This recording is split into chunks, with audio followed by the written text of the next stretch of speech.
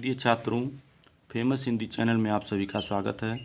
आज हम कक्षा 12 के अनिवार्य संस्कृत हिंदी के अंतर्गत अनिवार्य संस्कृत के 5वें पाठ को लेकर उपस्थित हुए हैं, जिसका शीर्षक है जातक कथा। तो आइए इसको देखते हैं।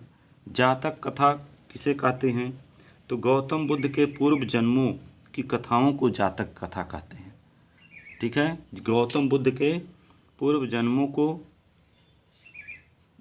की कथाओं को जातक कथा कहते हैं। तो आइए, यह उलूक जातकम से लिया गया है। तो आइए इसको देखते हैं।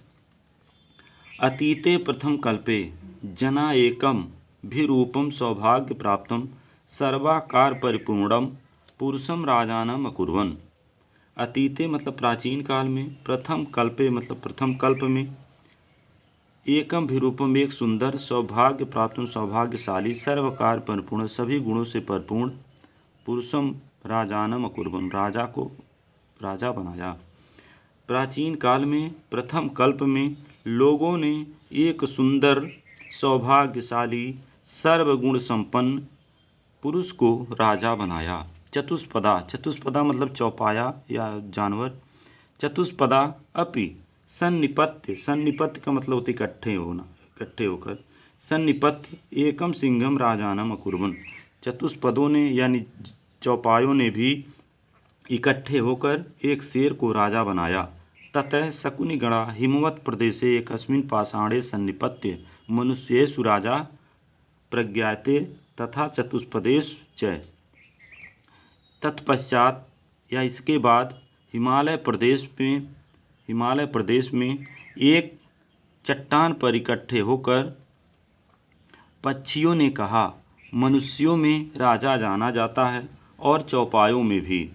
अस्माकं पुरंतरे राजा नास्ति, हमारे बीच राजा नहीं है। अराज को वासो नाम वर्तते, बिना राजा के निवास करना या रहना उचित नहीं। एको राजस्थाने स्थापितम इति उक्तवन्तः, हमें भी एक को राजा के स्थान पर बिठाना चाहिए। हमें भी एक को राजा के स्थान पर बिठाना चाहिए। अथ ते परस्परम अवलोकयन्तः एकम उलूक दृष्ट्वा अयम नो रोचते इत्यवोचन। अथ ते तत्पश्चात उन सबने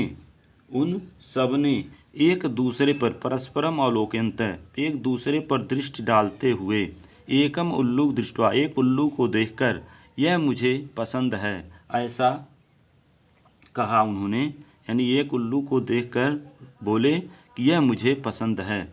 अथैक शकुनि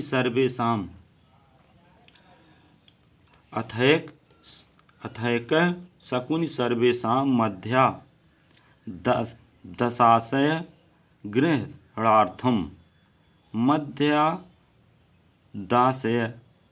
ग्रहणार्थम चित्रीकृत्य अश्रावत। तत्पश्चात सबका विचार जानने के लिए या सबका आशय जानने के लिए, मध्य आशय यानी सबका आशय जानने के लिए, इस घोषणा को एक पक्षी ने 3 बार सुनाया। फिर से सुन लीजिए। सबका विचार जानने के लिए या सबका आशय जानने के लिए एक पक्षी ने इस घोषणे को 3 बार सुनाया। तत एक काक उत्थाय, तब एक कौवा ने उठकर, तिष्ठ तावत ठहरो, अस्य एतस्मिन् राज्याभिषेक काले एव रूपम मुखम, इस राज्याभिषेक के समय इसका मुख ऐसा है, क्रुद्धस्य चेत कीदृशो भविष्यति, और जब यह क्रोधित होगा तब कैसा होगा। अनेन ही क्रुद्धेन अवलोकिता वयम तप्त कटाहे प्रक्षिप्त तिला इव तत्रैव दंगच्छामः, जब यह क्रोधित होकर के हमारी तरफ देखेगा तब हम गर्म कड़ाही में डाले गए तिल की भांति जहाँ तहाँ जल भुन जाएंगे। ईदृशो राजा मेहम न रोचते, ऐसा कहा कि यह राजा मुझे पसंद नहीं है। एक बात पुनः देख लेते हैं इसको। प्राचीन काल में प्रथम कल्प में लोगों ने एक सुंदर, सौभाग्यशाली, सर्वगुण संपन्न पुरुष को राजा बनाया। चौपायों ने भी इकट्ठे होकर एक शेर को राजा बनाया। उसके बाद हिमालय प्रदेश के एक चट्टान पर इकट्ठे होकर के पक्षियों ने कहा कि मनुष्यों में राजा जाना जाता है, चौपायों में भी जाना जाता है। हमारे बीच कोई राजा नहीं है, बिना राजा के रहना उचित नहीं है। हमें भी एक को राजा के स्थान पर बैठाना चाहिए। इसके बाद सब ने एक दूसरे को परस्पर देखकर सबको देखते हुए एक उल्लू को देखकर यह मुझे पसंद है। उसके बाद सभी ने आपस में यानी एक दूसरे को देखते हुए एक उल्लू को देखकर कहा कि यह मुझे पसंद है।